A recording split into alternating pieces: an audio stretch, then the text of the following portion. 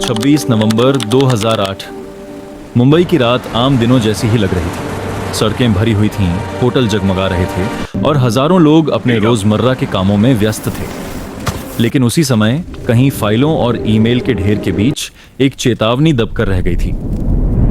एक ऐसी चेतावनी जो शायद इस रात का इतिहास बदल सकती थी।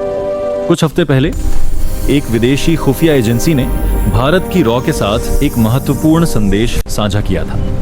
जानकारी साफ थी, समुद्र के रास्ते भारत के बड़े शहर पर आतंकी हमला हो सकता है। नाम भी सामने आए थे और एक जगह का इशारा भी था, मुंबई। यह सूचना भारतीय एजेंसियों तक पहुंची, चर्चा भी हुई, नोट भी बने, लेकिन सिस्टम बड़ा था और खतरे की तस्वीर धुंधली। किसी ने कहा अलर्ट जारी कर दो, किसी ने कहा पक्के सबूत नहीं है।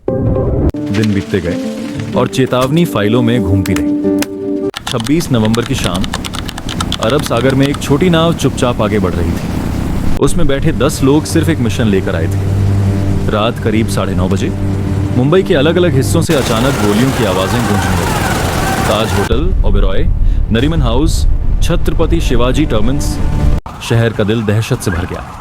टीवी स्क्रीन पर आग, धुआं और चीखें दिखाई देने लगीं।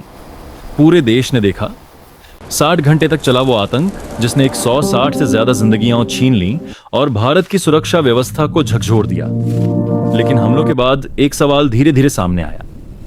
क्या पहले से कोई चेतावनी थी?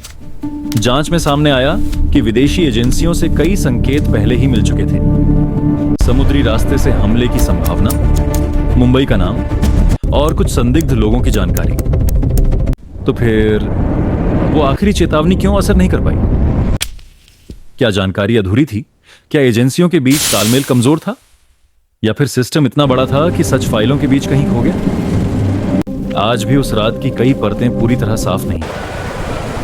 मुंबई की सड़कों पर जिंदगी फिर लौट आई। लेकिन 26/11 सिर्फ एक आतंकी हमला नहीं था। वो एक सवाल था, एक चेतावनी, क्योंकि कभी कभी इतिहास गोलियों से नहीं बल्कि अनसुनी चेतावनियों से बनता है।